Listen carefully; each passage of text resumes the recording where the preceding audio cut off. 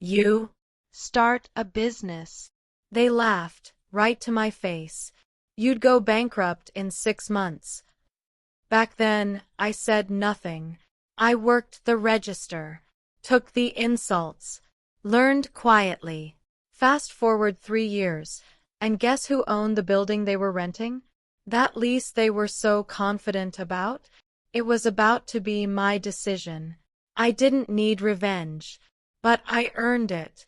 This is the story of how the people who called me a failure ended up begging me not to raise their rent. Sometimes, the dumbest person in the room is just the quietest one planning. I worked at a small cafe tucked between office buildings, barely above minimum wage, but it paid the bills. The owners, Rick and Sandra, were a couple in their early 40s. Techie, smug, and always ready with a backhanded comment. "You ever think about doing more than this?" Sandra once asked, smirking. "Like what?" I replied, "I don't know. Maybe read a book on finance? Something simple." They treated me like I was stupid just because I didn't go to college. I watched them run the business, but honestly, they weren't that good at it. Inventory was always off. The marketing sucked. Customer retention was zero. But they acted like tech royalty. Apparently, they'd once worked at a startup that got acquired. Now they used business buzzwords like armor, synergy, burn rate, pivoting. I listened. I learned. Quietly. At home, I devoured YouTube videos on entrepreneurship, read library books on real estate, and taught myself spreadsheets. I didn't tell anyone. Why would I? Because when people think you're too dumb to succeed, you become invisible, and invisible is powerful. I started small. Online resale. Buying clearance electronics and flipping them online. It wasn't flashy, but it worked. Eventually, I made enough to launch a dropshipping business with a niche I knew well, accessories for baristas and coffee lovers. Rick and Sandra never noticed. They thought I was glued to my phone watching TikToks. In reality, I was watching sales roll in. I used every spare penny to reinvest. When others bought new phones, I bought ad space. When they went clubbing, I upgraded packaging. By year 2, my online store was profitable enough that I didn't need the cafe job anymore. But I stayed. Why? Because I wasn't done learning. And because I'd heard whispers, their lease was up in 18 months. The cafe was in a building owned by an older couple, Mr. and Mrs. Delaney. They'd owned the property for decades, and they were thinking of selling. I overheard this while sweeping the sidewalk one day. I introduced myself, asked questions, and followed up. Slowly, respectfully. I wasn't some flashy buyer in a suit. I was the familiar kid who always said good morning. The Delaneys liked me, trusted me.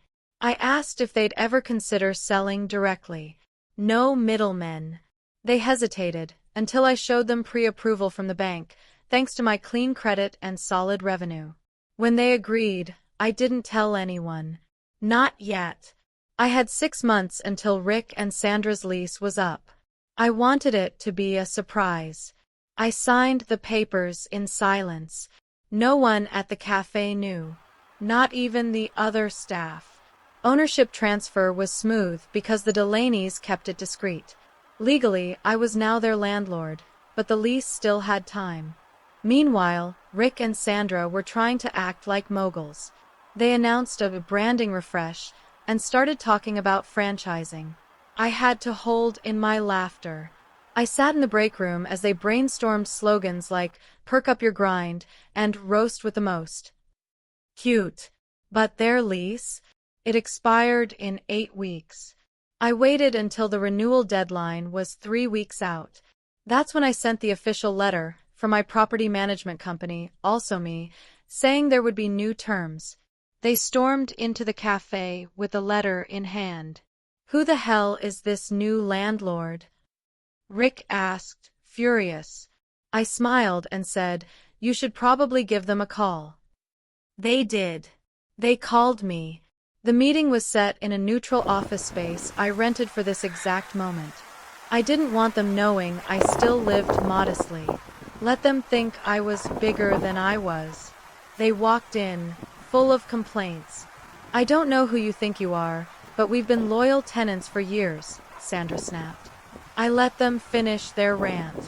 Then I pulled out the lease renewal and said, "You'll be negotiating with me.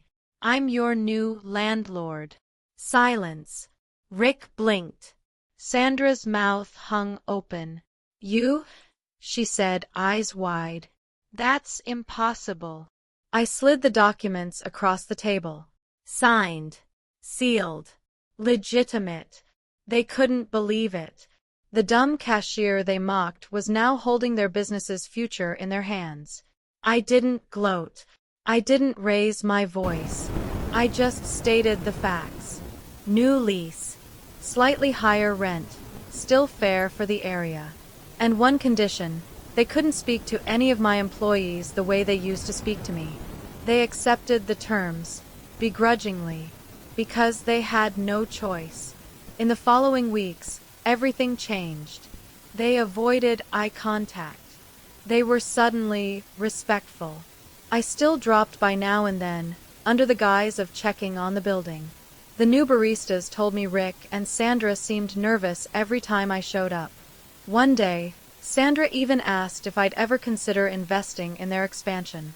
I smiled and said, "I'll think about it." Reader, I did not think about it. Instead, I bought the building next door and leased it to a competitor cafe run by a young woman with talent and heart, someone who reminded me of me. Rick and Sandra's business declined. I didn't sabotage them. I just gave someone better a chance. They called me too dumb to run a business. So I ran one. Quietly. Profitably. And then I bought their building, because the best revenge doesn't scream. It signs the deed. Life taught me that the people who dismiss you usually lack vision themselves. You don't need to shout. Just show up. Outwork them. And wait. Now, I don't just own the building. I own my story. So if someone underestimates you today, don't fight back. Build. Because one day, they'll be asking you for the keys.